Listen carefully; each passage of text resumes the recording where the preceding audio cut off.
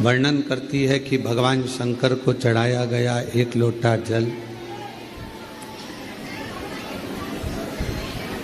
माँ आदि शक्ति जगत जननी जगदम्बा दुर्गा भवानी माँ अष्टभुजा धात्री माँ अम्बा जगदम्बा की करी गई आराधना साधना कभी खाली नहीं जाती।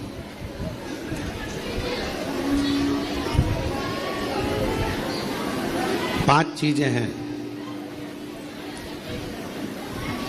जो भगवान शंकर की अविरल भक्ति से, भगवान शिव के भजन से, भगवान शंकर की पूजन से, भगवान शंकर के स्मरण से प्राप्त होती। थोड़ा सावधानी से सुनेंगे तो आपको मालूम पड़ेगा कि वो पांच चीजें कौन सी हैं।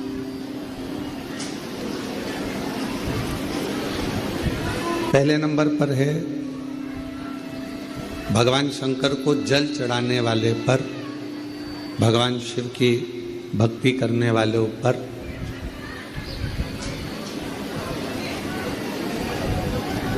शिव की ऐसी कृपा होती है, ऐसी करुणा होती है, ऐसी दया होती है कि उनका जो बुरा करने वाले होते हैं,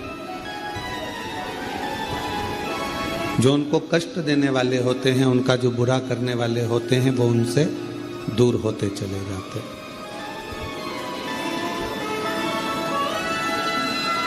वो उनसे दूरी बना लेते हैं। आप नित्य भगवान शंकर को अगर एक लोटा जल चढ़ा रहे हो तो आपका बुरा करने वाला, आपको तकलीफ देने वाला, आपको कष्ट देने वाला आपसे दूर हो जाए, चाहे वो कितनी भी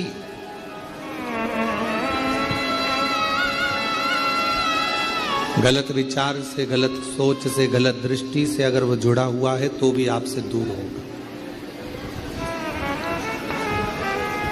फिर शिव महापुराण की कथा कहती है कि जो भगवान शंकर को एक लोटा जल चढ़ाते हैं, भगवान शंकर की अविरल भक्ति करते हैं, भगवान शिव की पवित्र शिव महापुराण की कथा को श्रवण करते हैं या भगवान शंकर के मंदिर में जाकर शिव जी की आराधना करते हैं, उनकी जिंदगी में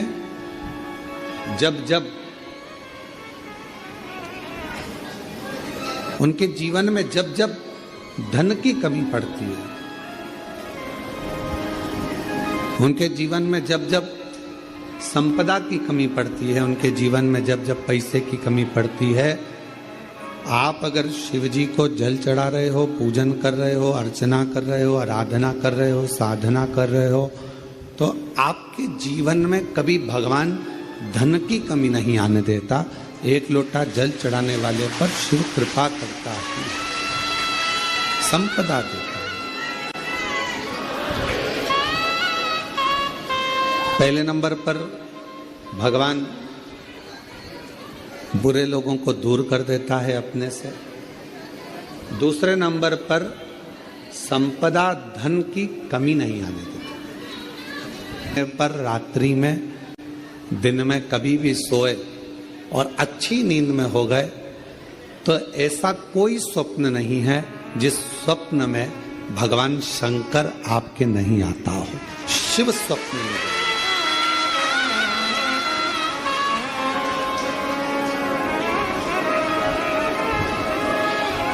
जल चढ़ाने वाले जरा सावधानी से सुनना इन 5 सूत्रों को। ये 5 बातें अपनी जिंदगी में उतार कर रखना कि भगवान शिव जल चढ़ाने वालों को, शंकर भगवान अपने भक्त को, शिव की आराधना करने वालों को, शिव की साधना करने वालों को, शिव की भक्ति करने वालों को भगवान क्या क्या प्रदान करता है। पहले नंबर पर दुख देने वालों को, तकलीफ देने वालों को, बुरा करने वालों को दूर कर देता है। दूसरे नंबर पर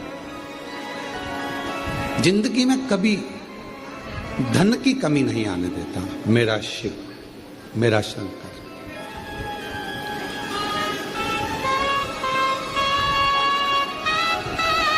तीसरे नंबर पर ऐसा कोई स्वप्न नहीं है जिस स्वप्न में शिव ना हो। तुम रात को सोगे, कितने भी सपने देख रहे हो, परंतु एक आध सपना ऐसा होगा जिस सपने में तुम्हें शंकर जी जरूर नजर आएगा, शिव जरूर। और जब स्वप्न में शंकर जी नजर आने लगे तो समझ लेना कि शिव जी ने तुम्हारा हाथ पकड़ना प्रारंभ कर लिया है और शिव तुम्हें साथ। उसी तरह रात भोले सपने में आओ भंडार भरगव सर,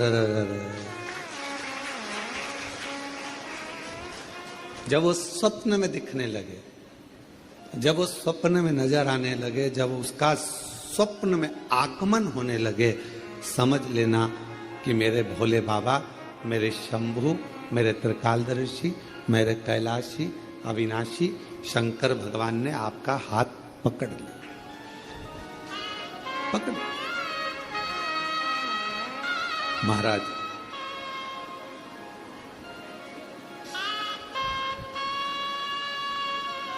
चौथे नंबर का शिव का भजन करने वाले को तो चौथी चीज पर स्मरण करिएगा। बिना कारण आपसे नफरत करने वाले बढ़ेंगे और बिना कारण आपसे प्यार करने वाले बढ़ेंगे, दोनों। शिव जी को जल चढ़ाने वाले के बिना कारण उससे जलने वाले बढ़ेंगे, बिना कारण। आपने उसका कुछ नहीं बिगाड़ा, आपने उसको गलत भी नहीं कहा, आप कभी उससे मिले भी नहीं, फिर भी वो आपकी बुराई कर रहा है बिना कारण। शिव को जल चढ़ाने वाले के इन 5 बातों पर ध्यान रखिए। उसमें चौथी बात है कि बिना कारण आपसे जलने वाले, आपसे आपकी बुराई करने वाले, आपसे ईर्ष्या करने वाले बढ़ेंगे। और बिना कारण कई ऐसे मिलेंगे जो आपसे प्रेम करेंगे, आपसे प्यार करेंगे, आपसे स्नेह करेंगे, आपका सम्मान करेंगे। अब शिव महापुराण का ये बात, शिवपुराण की ये बात हमारे थोड़ा समझ में आई तो हमने विचार करा कि इसको जरा ध्यान दिया जाए कि ऐसा क्यों होता है कि बिना कारण जलने वालों की संख्या बढ़ती है, बुराई करने वालों की संख्या बढ़ती है, और बिना कारण प्यार करने वालों की, प्रेम करने वालों की संख्या बढ़ती है। तो समझ में ये आया कि आपकी जब प्रसिद्धि होने लगती है, आप जब मंदिर जाने लगते हो, लोटा भर के जल चढ़ाने लगते हो, लोग आपको जी जी जी जी जी जी कहकर पुकारने लगते हैं, जीजा जी कहकर आपको सम्मान करने लगते हैं। आपके बिना मंदिर में कोई काम नहीं होता, भजन हो रहे हैं तो आपको बुला रहे हैं, कोई काम हो रहा है तो आपको बुला रहे हैं, और भगवान धीरे धीरे आपको धन वैभव देना चालू करता है, तो जलने वालों की संख्या तो अपने आप बढ़ना प्रारंभ हो जाए।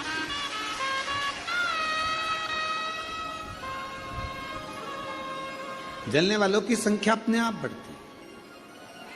तो चौथे नंबर की जो बात शिव पुराण में कही गई कि बिना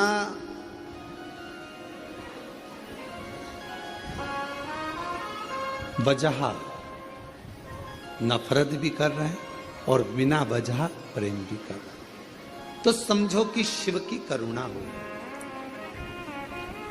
और 5वें नंबर पर है, आपका कोई काम है, आपका कोई कार्य है और वो धीरे धीरे पूर्ण होने लगे, आज नहीं तो कल, कल नहीं तो परसों, पर धीरे धीरे 15 दिन में, 1 महीने में, 3 महीने में, 6 महीने में बाबा आपके कार्य को पूर्ण करने लगे, तो समझ लो कि शिव जी ने करुणा करना प्रारंभ, दूर हो जाएंगे। दूसरे नंबर पर धन बढ़ने लगेगा, संपदा। जब जरूरत पड़ी, तुम्हारे ऊपर कष्ट आया, पैसे की जरूरत पड़ी, तब बाबा आकर दे जाए, व्यवस्था कर दे। तीसरे नंबर पर सपने में शिव दिखने लगे। और चौथे नंबर पर बिना कारण लोग नफरत करेंगे, ईर्ष्या करेंगे, और बिना कारण लोग बोलो प्रेम करेंगे, प्यार करेंगे, स्नेह करेंगे। और 5वें नंबर पर है कार्य पूर्ण होना प्रारंभ हो।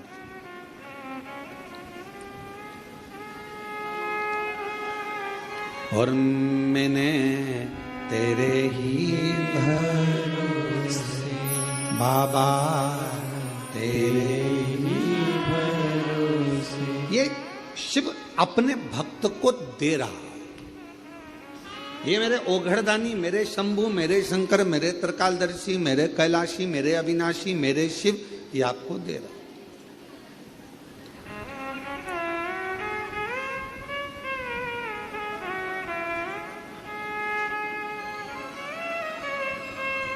और मेरे ओघड़दानी ने, मेरे शंकर भगवान ने, मेरे शंभु ने जिसको दिया उसे कम नहीं दिया।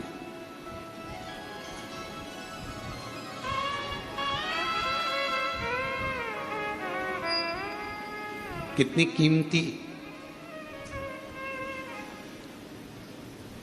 कीमती दुनिया की सबसे ज्यादा कीमत वाली मानव देह शरीर तुमको मिला। देवता भी तरसते हैं इस मानव शरीर के लिए कि हम इस मानव शरीर में जाएंगे, भजन करेंगे, कीर्तन करेंगे, मंत्र जाप करेंगे, नाम जाप करेंगे और फिर मुक्त हो जाएंगे। देवता तरसते हैं मानव शरीर के लिए, और मानव ऐसा है कि वो तरसता है बैकुंठ जाने के लिए। अरे भाई, मरोगे तो कहीं ना कहीं तो जाओगे ही, चाहे बैकुंठ जाओगे, चाहे गोलोक धाम जाओगे, चाहे स्वर्ग जाओगे, चाहे नरक जाओगे, कहीं ना कहीं तो जाओगे। पर इस मानव शरीर जो मिला है, मनुष्य का देह मिला है, मानव शरीर जो प्राप्त हुआ है, मानव का जो देह मिला है, इसको व्यर्थ तो मत गमा।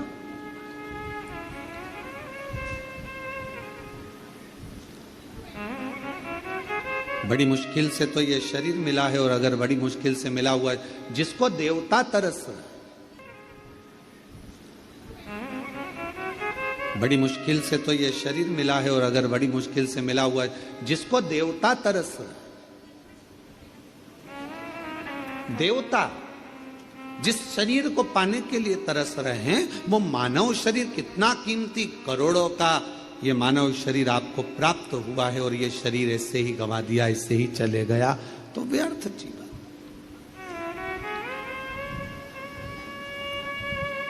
कई बेटे बेटी कहते हैं, गुरुजी हम बहुत परेशान हो गए, हम बड़े कष्ट में हो गए।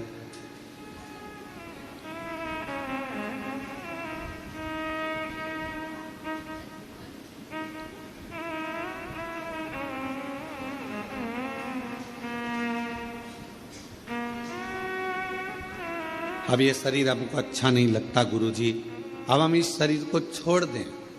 बहुत परेशानियों में जी रहे हैं। हम उन बेटा बेटियों से कहते हैं कि तुमने अभी केवल थोड़ी सी लाइफ देखी है, थोड़ी सी। माता पिता ने आपको एजुकेशन के लिए बोला, पढ़ने के लिए बोला, तो आपको बुरा लग गया। मम्मी पापा ने आपको मोबाइल पे बात करने को मना करा तो बुरा लग गया। मम्मी पापा ने आपको लैपटॉप पर कुछ भी सीरियल, नाटक, वीडियो, मूवी देखने का मना करा तो आपको बुरा लग गया। माता पिता ने आपको जाने के लिए मना करा तो बुरा लग गया, और आपने विचार कर लिया कि मैं शरीर छोड़ दूं। क्या माता पिता आपके दुश्मन है? क्या मम्मी पापा आपके दुश्मन है?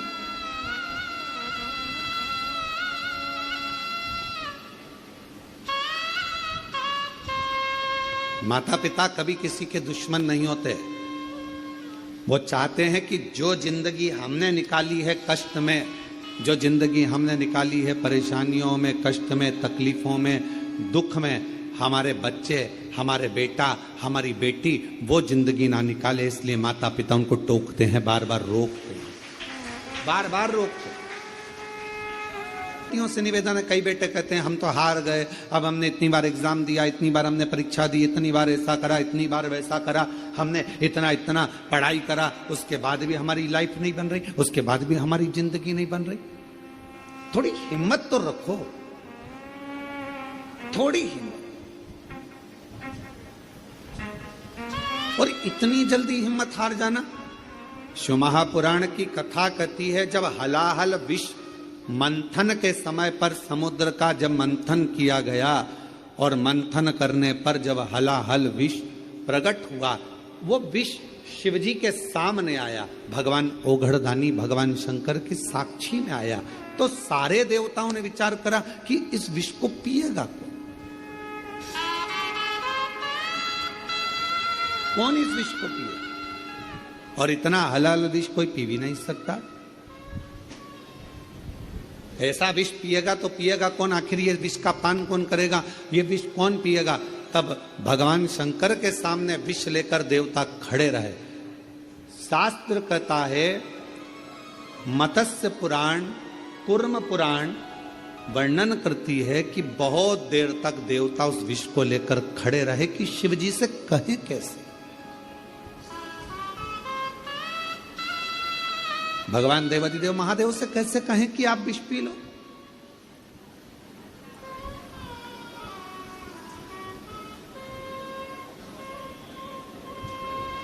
हम शंकर भगवान को कैसे कह दें कि तुम विष पी लो। देवता खड़े रहे बहुत देर तक।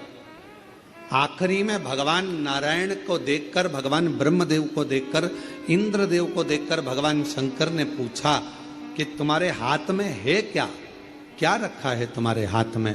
तो कहा विष है। विष? हाँ। कहां से निकला है? कहा मंथन से निकला है। मंथन से? हाँ। लाओ मेरे पास लाओ, देव मुझे दो। और भगवान शंकर भगवान ने विष लिया। एक क्षण का विचार नहीं करा, एक क्षण का नहीं। क्यों? अपने पर पूरा विश्वास था भगवान शिव को कि यह विष पचाने की सामर्थ्यता मुझ में है।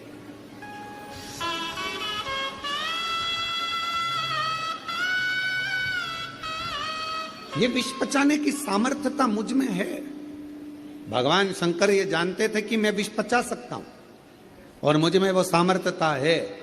मेरा बेटा बेटियों से निवेदन है, अगर आपको अपने आप पर फुल कॉन्फिडेंस है, आपको अपने आप पर पूर्ण भरोसा है कि मैं ये नौकरी प्राप्त करूंगा, तो आपकी मेहनत 4 गुना करो, वो नौकरी आपको जरूर मिलेगी। आप शिव जी को पूर्ण भरोसा था कि मैं इस विष को पी सकता हूं और पीऊंगा तो पचा सकता हूं, ये मुझे भरोसा है। कोई कोई आता है कहता है कि महाराज जी ये 4th स्टेज का कैंसर हो गया, 3rd स्टेज का कैंसर हो गया, कोई कहता है कि ये वाली बीमारी हो गई, डॉक्टर कह रहे हैं कि ठीक नहीं हो गए। तो हम अगर कोई मिलता भी है तो हम उससे पूछते हैं तुम्हारा दिल क्या कहता है, पहले वो बताओ। तुम्हारा दिल क्या कहता है? डॉक्टर ने तो कह दिया कि तुम्हें बच्चे नहीं होंगे, डॉक्टर ने तो कह दिया कि तुम बीमार रहोगे, डॉक्टर ने तो कह दिया कि तेरा घुटना कभी ठीक नहीं होगा, डॉक्टर ने कह दिया तेरी कमर बिल्कुल ठीक नहीं होगी, डॉक्टर ने तो कह दिया सारी जांचें देखकर कि तेरे साथ ऐसा होगा, तुझे ये बीमारी हो गई, ठीक। अब जब यदि कभी, वैसे तो हम किसी से मिलते नहीं, पर मान लो उस व्यक्ति से हमारा मिलना होता है और वो कहता है ये बीमारी हो गई, तो हम उससे पूछते हैं तुम्हारा दिल क्या कहता है, वो बताओ। तुम क्या कहते हो, तुम ठीक हो गए कि नहीं हो गए? अगर तुमने हिम्मत हार ली और तुमने कह दिया मुझे तो लगता है कि अब मेरा शरीर जाएगा, अब जाए, तो फिर तो जाए। और तुमने कह दिया गुरुजी क्या टेंशन, जब शंकर भगवान विष पचा सकते हैं तो ऐसी बीमारी को तो मैं पचा कर निकाल दूंगा, ठीक होकर बता।